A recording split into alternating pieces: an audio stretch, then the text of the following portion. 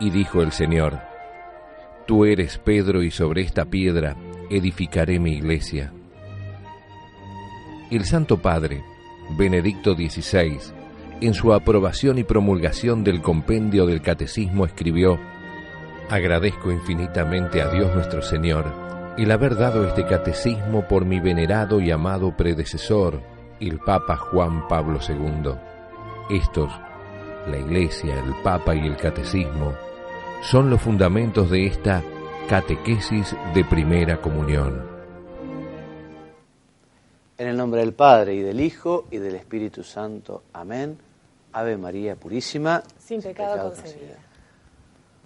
Bienvenidos, queridos amigos, nuevamente a este programa nuestro, que es un curso de catequesis, un curso para padres y para catequistas de primera comunión.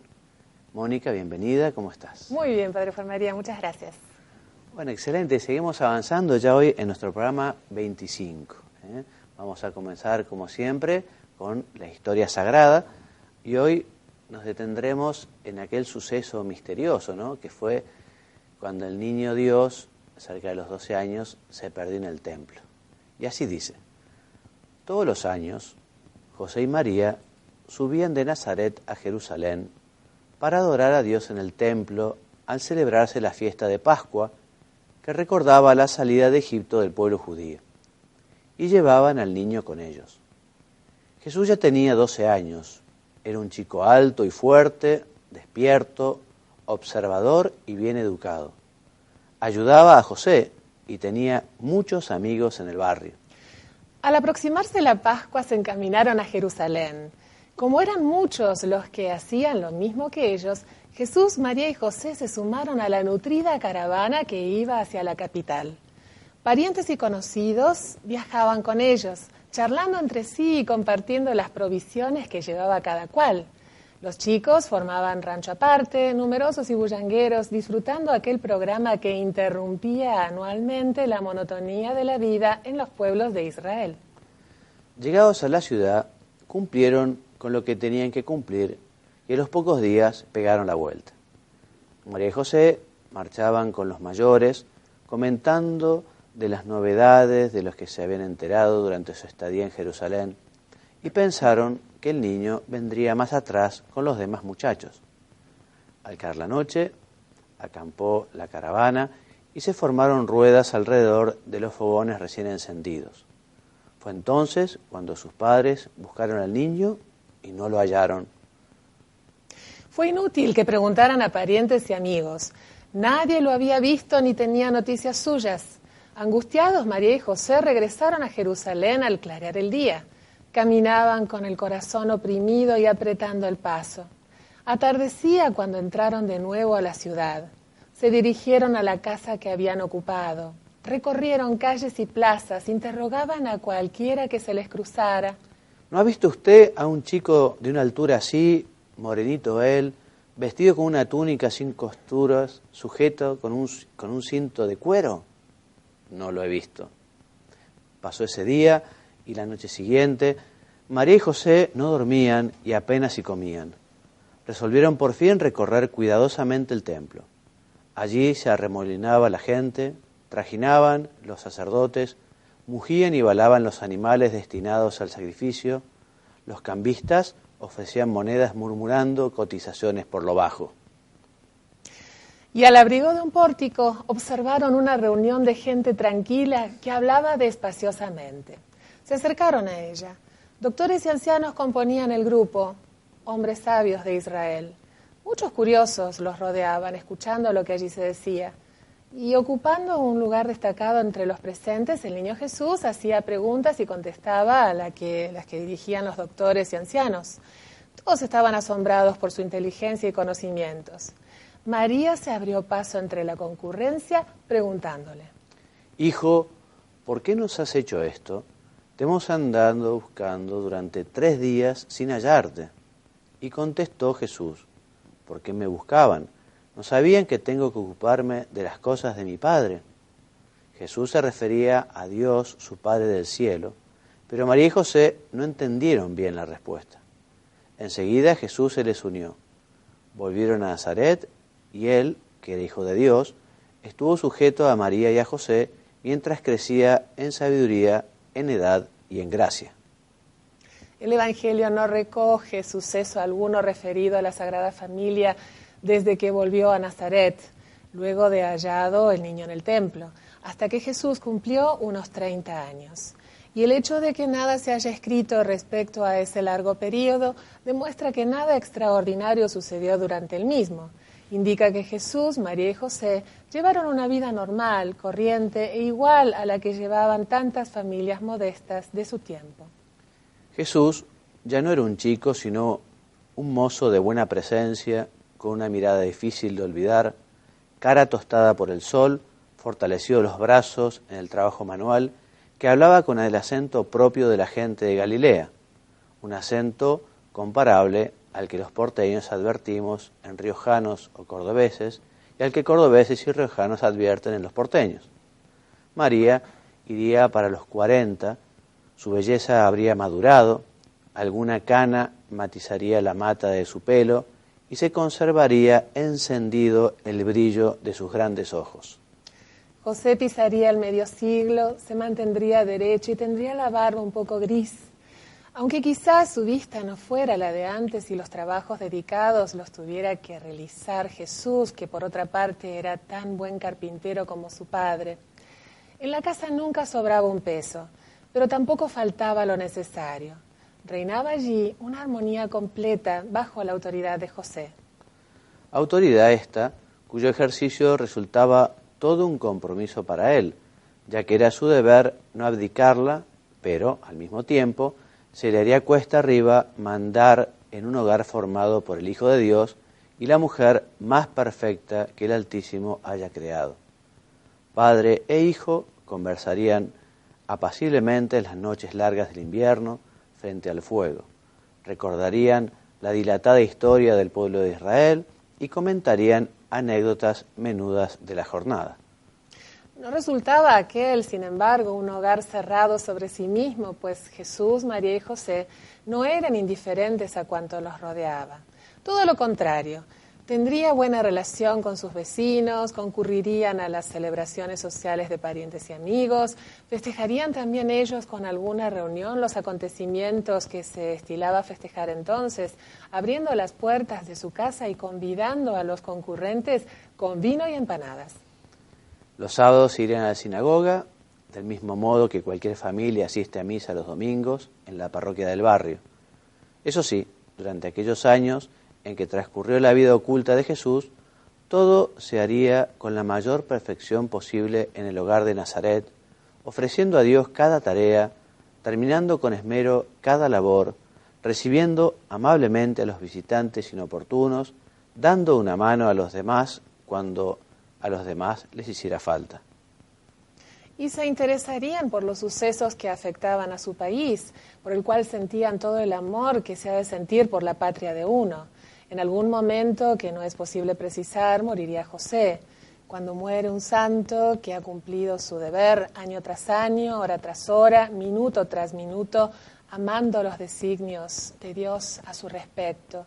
Moriría asistido por Jesús y por María, subiendo enseguida su alma al cielo para seguir velando desde allí por aquel hogar que quedaba a cargo de Jesús. Dado que es el más grande de los santos, después de María Santísima, conviene dirigirse a él dándole el título de San José, nuestro Padre y Señor.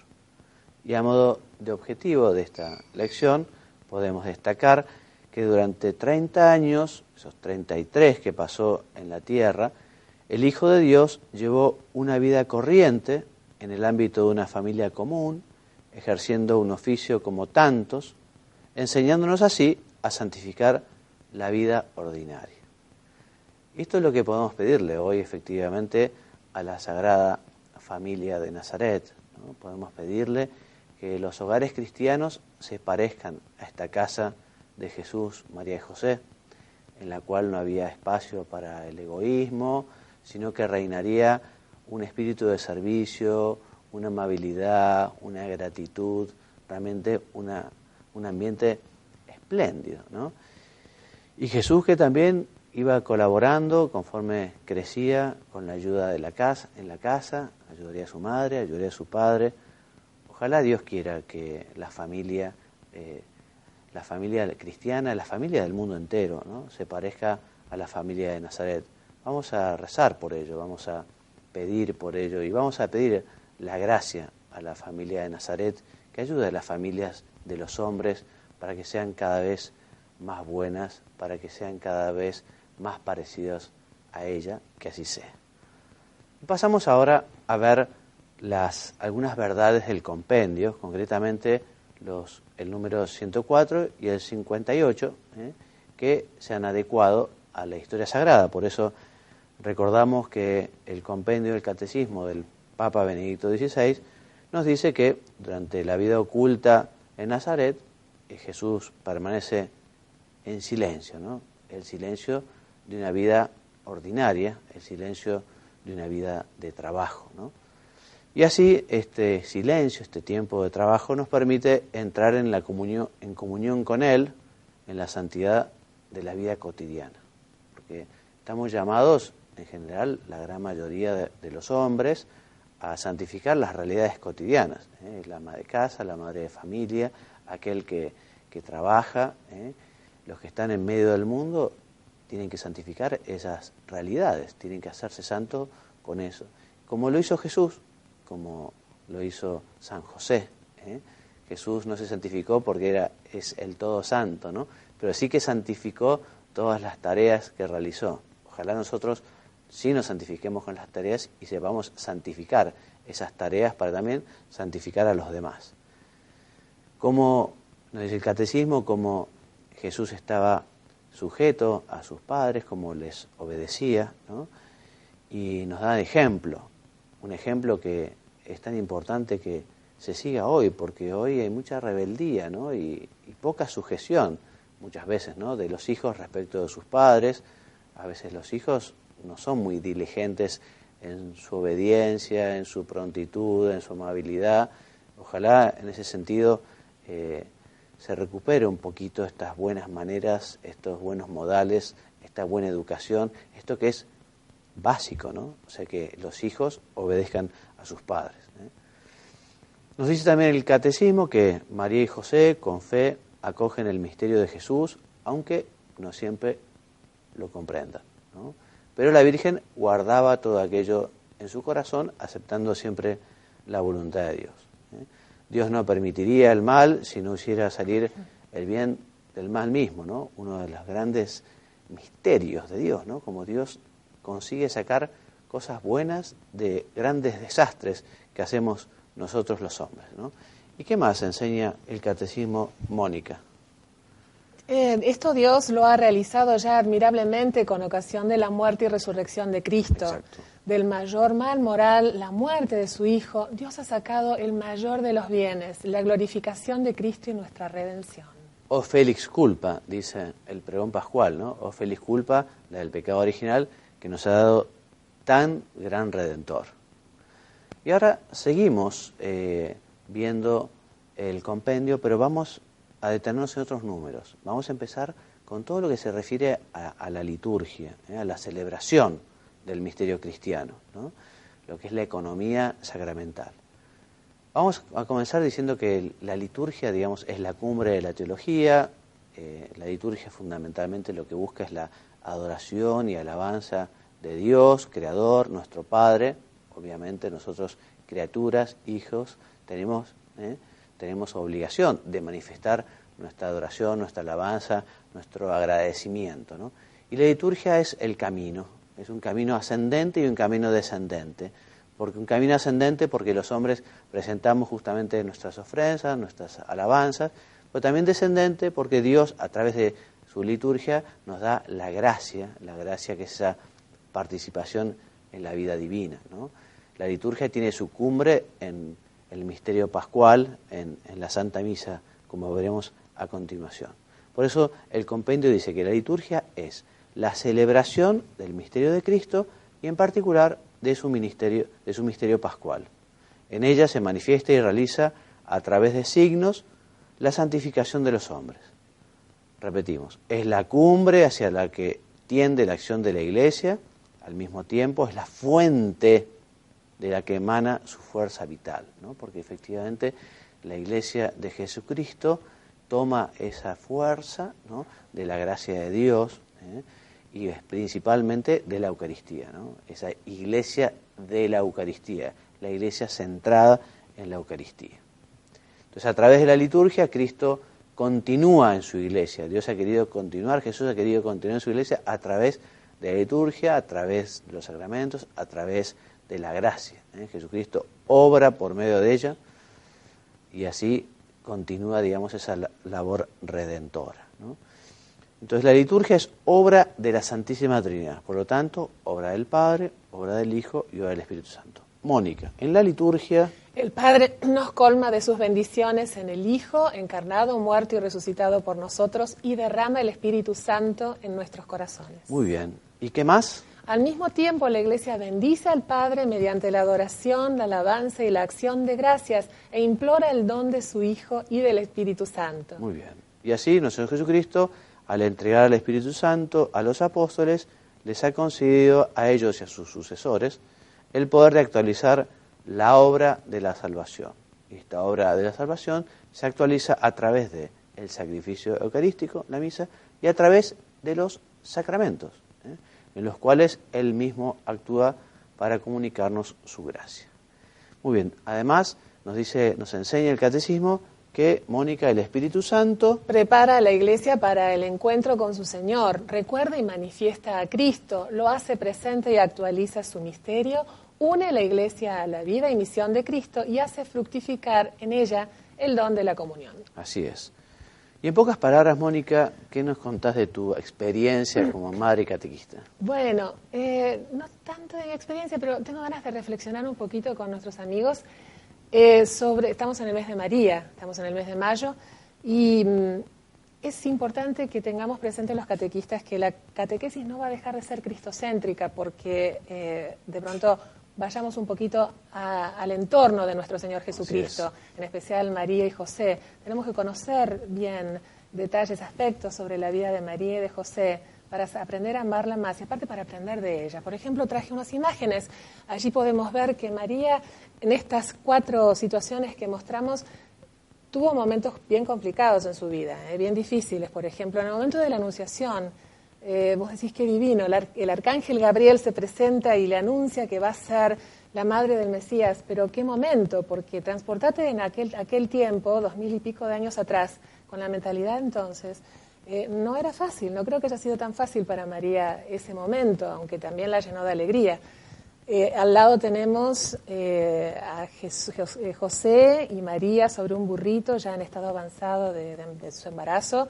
Quienes hemos pasado por un embarazo sabemos cómo se nos contrae el vientre, ¿no? Esas contracciones, esos calambres, cuando de pronto estamos tal vez en un auto sobre pavimento liso. Imagínate lo que sería sobre un burrito en caminos escarpados, en tierra árida, ¿no? Momentos difíciles también para José, la preocupación de buscar una posada. Abajo tenemos la presentación de Jesús en el templo de Jerusalén. Había llegado el día de la purificación y la ley decía que al varón primogénito había que presentarlo y además consagrarlo al Señor. Y allí está Simeón, y ver a Simeón, cómo no recordar la profecía de Simeón, ¿no? Cuando le dijo a José y a María, este niño será signo de contradicción, y a María mirándole a los ojos seguramente le dijo, una espada atravesará o traspasará tu corazón. Qué momento para María y para José. Y en la última de las imágenes vemos el peor momento que padre o madre pueden vivir, ¿no? Que es María al pie de la cruz, viendo agonizar y morir a su hijo. También está Juan Evangelista al lado, y el Evangelio nos dice que estaban María de Cleofás y María Magdalena, pero bueno, estos son momentos muy duros de María. Sin embargo, Dios en ningún momento la abandonó. Y el sí de María fue desde el principio, en todas estas circunstancias, como vimos, un sí confiado, amoroso, incondicional, sin filtros. Entonces, vemos, ella es prototipo del creyente. Esta reflexión me lleva a hacer una autoevaluación y de pronto la comparto con ustedes y les transmito y les traslado este deseo, ¿no? De que a sus catequizandos también los ayuden a pensar en este sentido. conocer la vida de María y estas situaciones complicadas y cómo ella reaccionó ante cada situación, de pronto nos invita a hacer una autoevaluación de cómo estamos nosotros también, aceptando la voluntad del Señor, si es así, sin filtros, y si nos rebelamos o no. Así que aprendamos de esta gran maestra que es María Mamá. Muchas gracias por esta reflexión, muchas gracias.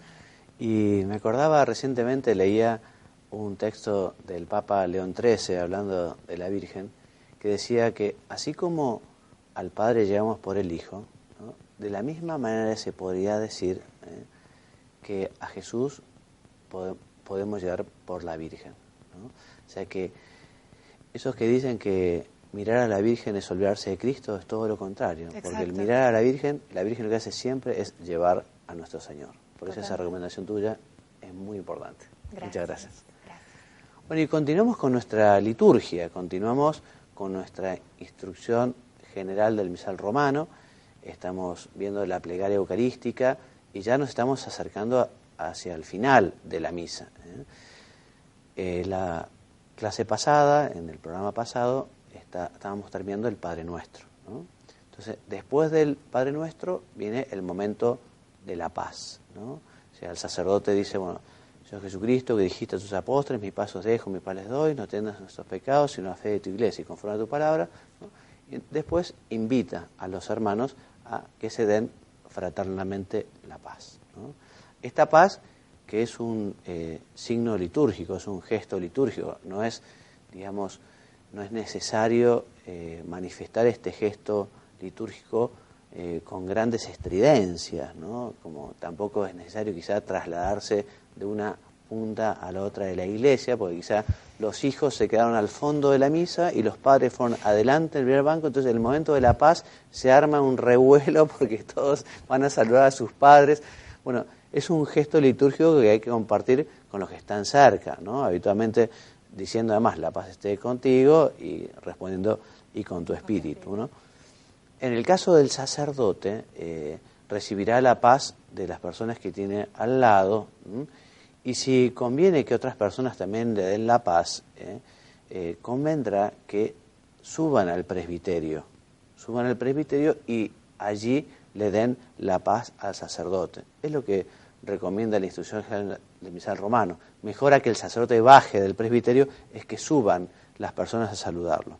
Y lo dice así: el sacerdote puede dar la paz a los ministros, pero permaneciendo siempre dentro del presbiterio para no alterar la celebración. Hará lo mismo si por una causa razonable quiere dar la paz a otros pocos fieles. Todos, según lo establecido por la conferencia episcopal, se manifiestan mutuamente la paz, la comunión y la caridad. Mientras se da la paz, se puede decir: la paz del Señor esté contigo, y los demás responderán: y con tu espíritu, o amén. Muy bien, luego el sacerdote toma la hostia, la parte sobre la patena y deja caer una partícula en el cáliz, diciendo una oración en secreto. Mientras tanto, el coro podrá cantar o recitar el Cordero de Dios.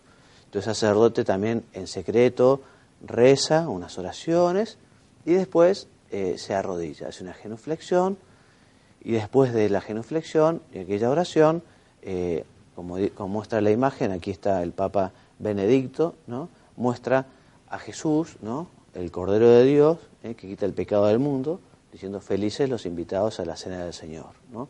Y todos repetiremos, o los asistentes repetirán aquello que dijo aquel buen hombre que le pidió a Jesús que sanara a su hijo, aquel hombre que era un oficial romano de mucha fe, y dijo: Señor, no soy digno de que entres en mi casa, pero una palabra tuya bastará para sanarlo. Él pedía la sanación de su empleado, digamos, de sus siervos, ¿no? Con eso mismo, en la misa repiten los que van a recibir al Señor: no soy digno de que entres en mi casa, pero una palabra tuya bastará para sanarme, ¿no?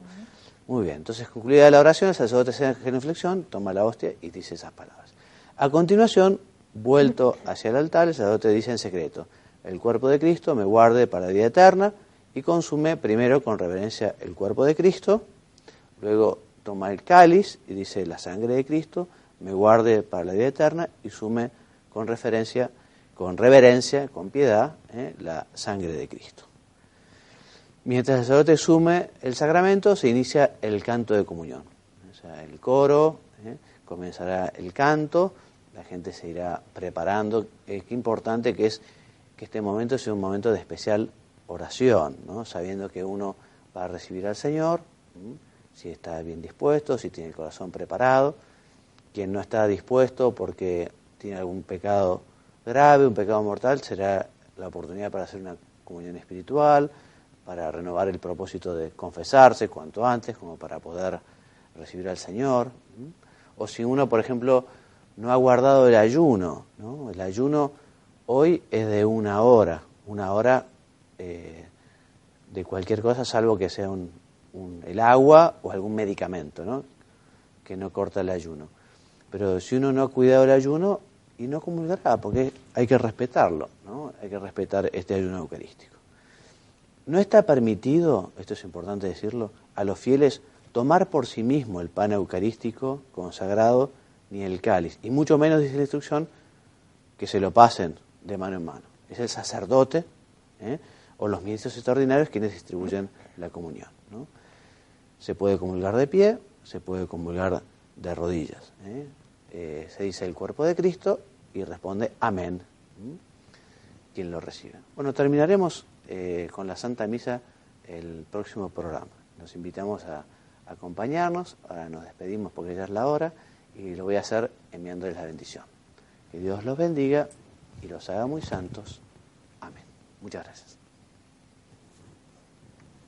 La Iglesia, el Papa y el Catecismo son los fundamentos de esta catequesis de primera comunión.